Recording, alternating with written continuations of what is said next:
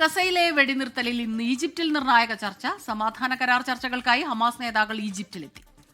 Hamas ഗൗരവത്തോടെയാണോ ചർച്ചകൾക്ക് എത്തിയതെന്ന് പെട്ടെന്ന് തന്നെ അറിയാൻ സാധിക്കുമെന്ന് US state secretary Marco Rubio പറഞ്ഞു. മധു കൊട്ടാരക്കര ചേരുന്നുണ്ട് അമേരിക്കയിലെ ന്യൂ ജേഴ്സിയിൽ നിന്ന്.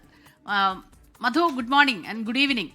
വളരെ പ്രധാനപ്പെട്ട ചർച്ച നടക്കുന്ന ദിവസമാണ്. കഴിഞ്ഞ ദിവസം നമുക്കറിയാം ഹമാസ് രണ്ട് കാര്യങ്ങളിൽ അവർ സമ്മതം, ബന്ദി കൈമാറ്റത്തിലും അതുപോലെ ഹമാസിന്റെ നിരായുധീകരണം ഉറപ്പായിട്ടും ഉണ്ടാകുമെന്ന് ഇസ്രായേൽ പ്രധാനമന്ത്രിയും പറഞ്ഞു. പക്ഷേ മറ്റ് ഈ 20 ദിന പരിപാടികളിലെ നിർദ്ദേശങ്ങളിലെ മറ്റ് കാര്യങ്ങളിൽ അത് ഹമാസ് എങ്ങനെയാണ് എടുക്കുക എന്നുള്ളത് വളരെ പ്രധാനമാണ്. Good morning Smitha, Rejith. അതുകൊണ്ട് തന്നെയാണ് സ്മിത അമേരിക്ക പറഞ്ഞത് വരും മണിക്കൂറുകൾ വളരെ നിർണായകമാണ്. അതായത് ഗസയിൽ യുദ്ധം അവസാനിപ്പിക്കാൻ US പ്രസിഡന്റ് ഡൊണാൾഡ് ട്രംപ് ആണ് ഒരു 20 പോയിന്റ് പീസ് പാക്കേജ് മുന്നോട്ട് വെച്ചത്. അപ്പൊ ഇതിന്റെ ഈ ചർച്ചകൾക്കായിട്ടാണ് ഹമാസ് നേതാക്കൾ ഈജിപ്തിൽ എത്തിയത്.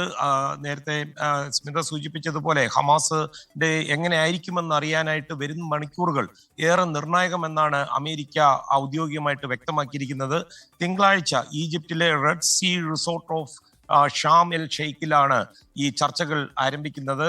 ഈ ചർച്ചകൾക്കായിട്ട് ഇസ്രായേൽ സംഘം ഇന്ന് രാവിലെയാണ് എത്തിച്ചേരുക. അവരുടെ strategic affairs minister Ron Dermer ആണ് ഇസ്രായേൽ സംഘത്തെ നയിക്കുക.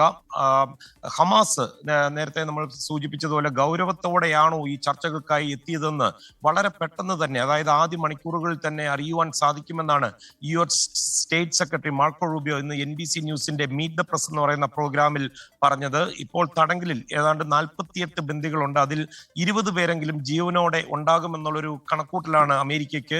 ഈ വിലപേശലുകൾ നല്ല രീതിയിൽ പുരോഗമിക്കുന്നുണ്ടെന്ന് ഡൊണാൾഡ് ട്രംപിന്റെ പ്രസ്താവനയും വന്നിട്ടുണ്ട്. ആദ്യഘട്ട ചർച്ചകൾ ഈ ആഴ്ചയിൽ പൂർത്തീകരിക്കുമെന്നാണ് ഡൊണാൾഡ് ട്രംപിനെ ഇവരെല്ലാം അറിയിച്ചിരിക്കുന്നത്. അതിവേഗം കാര്യങ്ങൾ നീക്കുവാൻ ഡൊണാൾഡ് ട്രംപ് ആവശ്യപ്പെടുകയും ചെയ്തിട്ടുണ്ട്. ആദ്യഘട്ടത്തിൽ പാലസ്തീൻ തടവുകാരെ മോചിപ്പിക്കുന്നതിന് പകരമായി ബന്ദികളെ മോചിപ്പിക്കും എന്നാണ് ഈ പാക്കേജിൽ പറഞ്ഞിരിക്കുന്നത്.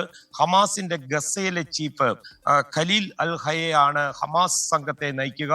വൈകുന്നേരത്തോടെ ആണ് ഇവരെല്ലാം ഈജിപ്തിൽ എത്തിയത്.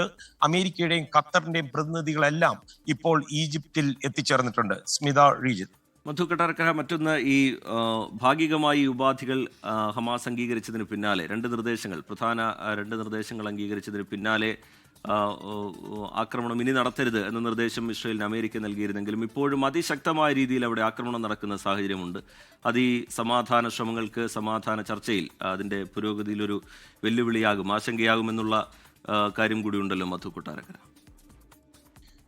റീജിത്ത് പറഞ്ഞത് ശരിയാണ്. ഗസ പട്ടണത്തിലുമൊക്കെ ഇസ്രായേൽ കനത്ത ബോംബിംഗ് ആണ് ഈ ഹമാസിന്റെ ഭാഗത്തു നിന്ന് ഇങ്ങനെ ഒരു പോസിറ്റീവായിട്ടുള്ള ഒരു നീക്കം ഉണ്ടായിട്ടും നടന്നുകൊണ്ടിരിക്കുന്നത്. അതൊരുപക്ഷെ സമ്മർദ്ദ തന്ത്രമാണോ ഇല്ലയോ എന്ന് അറിയാൻ സാധിക്കത്തില്ല. പക്ഷേ ഈ ചർച്ചകൾ പുരോഗമിക്കുമ്പോൾ തീർച്ചയായിട്ടും ഇസ്രായേലിന് അത് നിർത്തേണ്ടി വരും. റീജിത്ത്. ശരി, മധു കൊട്ടാരക്കര ന്യൂജേഴ്സിയിൽ നിന്ന് വിശദാംശങ്ങൾ പങ്കുവെക്കുകയായിരുന്നു. ലോകത്തെവിടെയായാലും ഏത് സമയത്തും 24 വാർത്തകളും ഓഗ്മെന്റഡ് റിയാലിറ്റി പാക്കേജുകളും എക്സ്പ്ലെയിനറുകളും വിശദമായി കാണാൻ ഞങ്ങളുടെ YouTube ചാനൽ നിങ്ങൾക്ക് സബ്സ്ക്രൈബ് ചെയ്യാം.